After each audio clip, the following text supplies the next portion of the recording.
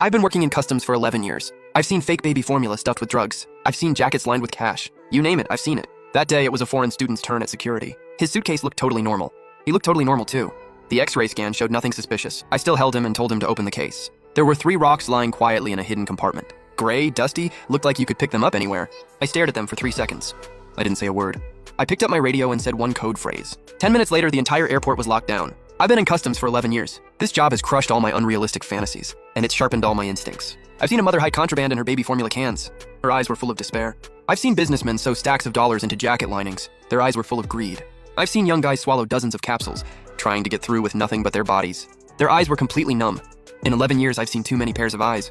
I've trained myself to read people just by their eyes. Today, I'm on duty at Checkpoint 6, International Arrivals, Terminal 3. It's 3 p.m., traffic steady. A young man pushes a silver suitcase over. He stops in front of my desk. Just an ordinary-looking kid. White t-shirt, jeans, black frame glasses. Total student vibe? He hands me his passport. The cover's brand new.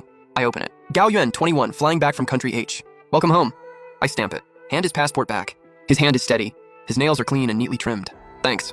He gives me a polite smile, then starts to push his bag toward the belt. Hold on a second. I stop him. Gao Yuan freezes, turns back to look at me. There's just the right amount of confusion in his eyes. Sir, I need your luggage to go through the X-ray again. Okay. He nods.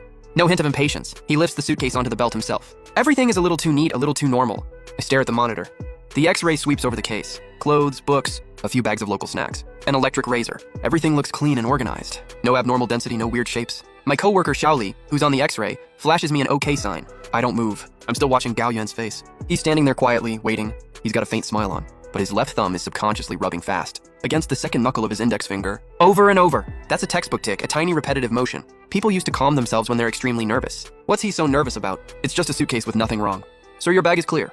You're good to go, Xiaoli reminds him from the side. Call Yin no DS at me. He's about to grab his suitcase. Open it.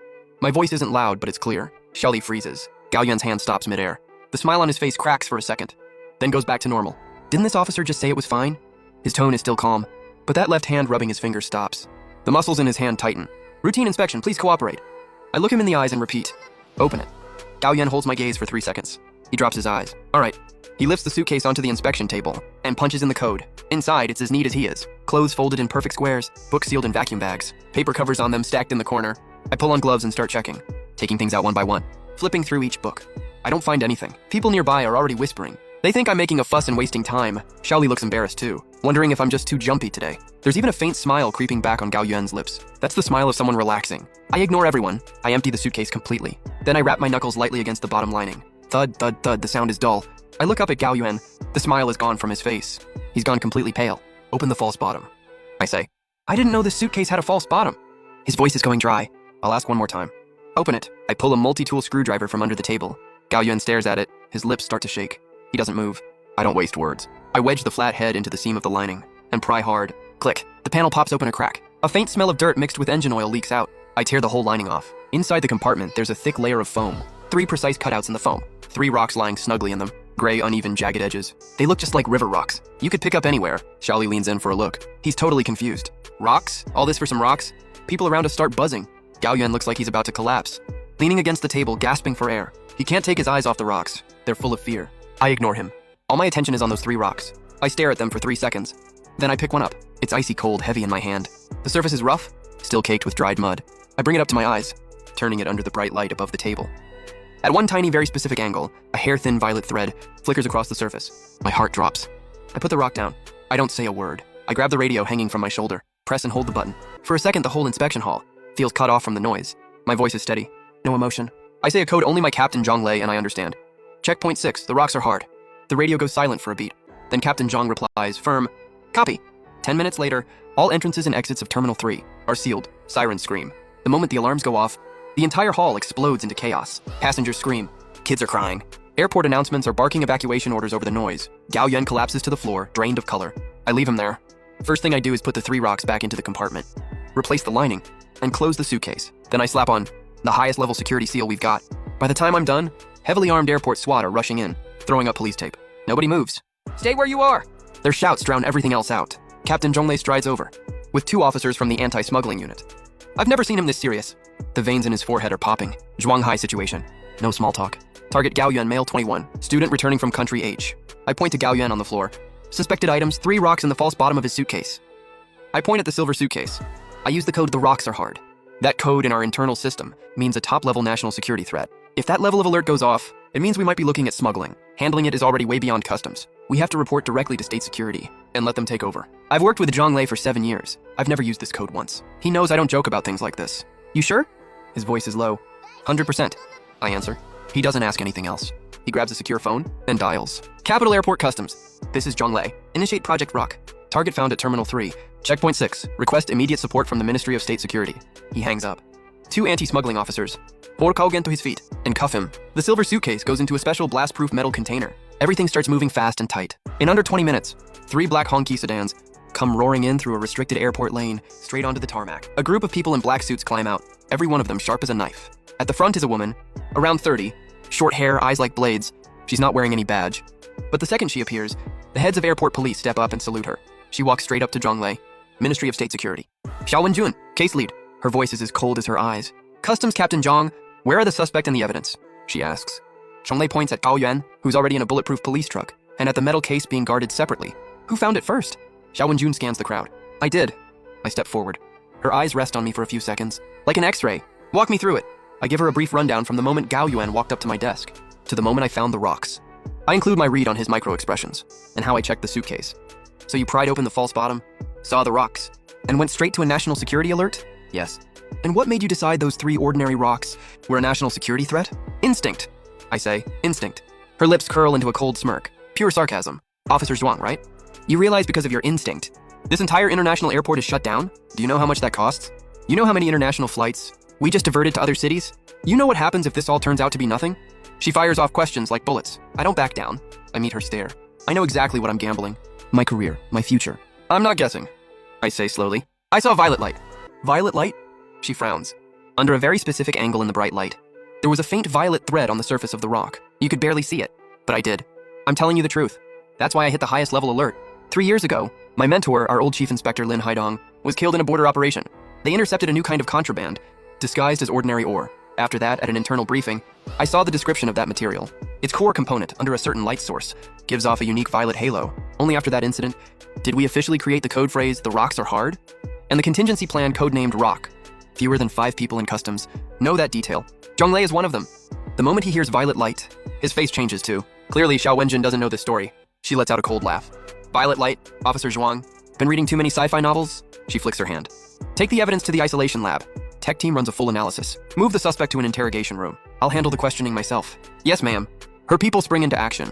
Then she turns to Zhonglei. I need one of your interrogation rooms, and this Officer Zhuang, until I reach a conclusion. He doesn't leave the airport. He's on call for my investigation. She spins on her heel and walks off. Her high heels hitting the floor, sharp and loud. Zhonglei pats my shoulder, a complicated look in his eyes. Zhuanghai, I'll stake this uniform on... I cut him off. He just sighs. Doesn't say anything else. The next few hours are torture. They park me in a tiny break room. 2 SWAT officers stand guard at the door. No phone, no contact with the outside world. Time crawls by. Night falls outside the window. Terminal 3 is still on lockdown. The tarmac is empty, quiet like a ghost town. I can imagine the storm outside, but inside I'm weirdly calm. I trust my eyes. I trust my mentor even more. Around midnight, the door slams open. Xiao Wenjun walks in. She looks even colder than before, anger simmering in her eyes. She tosses a file onto the table in front of me. Officer Zhuang, you'd better have an explanation. I pick up the file. Preliminary lab report. The conclusion. Bolded in black. Stabs my eyes. Samples B and C. No anomalies in spectral, composition, or radiation analysis. Primary material, granite. Conclusion, ordinary rocks. My head rings. No way. My team has been grilling Gao Yuan for 8 hours, she says, voice like ice. He's stuck to one story. He picked those rocks up by a river on a trip in Country H. Thought they looked cool, brought them back as souvenirs. We tore his life apart, family, friends, background. Clean. Right now, every piece of evidence points to one thing. She leans in, hands on the table, staring me down. You're lying. I'm not. My throat is dry. And the violet light? Our tech team threw everything we had at those rocks. Inside out. Didn't find a single damn violet anything. Zhuanghai! She's almost shouting now. I'm giving you 12 hours.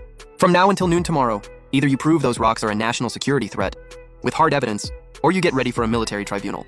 Because while you were chasing your instinct and violet light, we missed the best window to grab another major target.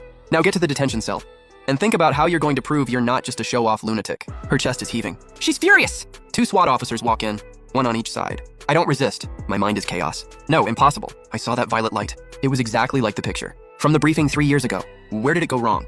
They throw me into a windowless cell, bed, metal, and nothing else. I sit down, force myself to calm down. I replay everything from the afternoon.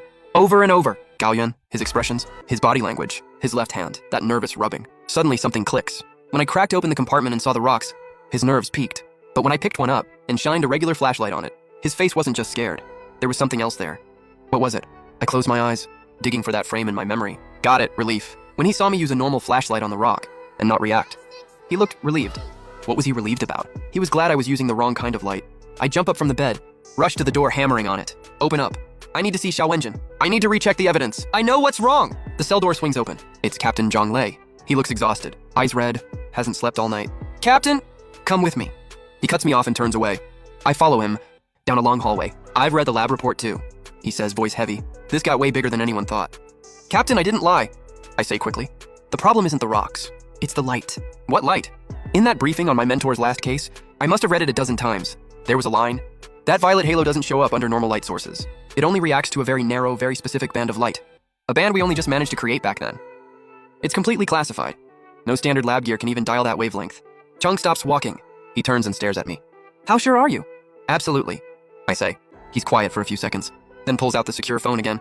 This time he doesn't add anything. He just repeats my words word for word. The line goes quiet. Give him 1 hour, comes Xiao Wenjin's cold voice at last. I'll be in the isolation lab. The atmosphere in the lab is thick enough to cut. The 3 rocks lie quietly on a white table. A few techs in lab coats stand aside, looking at me with doubt and disdain. Xiao Wenjin stands in the shadows, arms crossed. Officer Zhuang, you may begin. Her voice is flat. I need a tunable laser. Wavelength range down to far UV, I say. One tech snorts. Kid, you even know what you're talking about? Far ultraviolet? You think this is a sci-fi lab?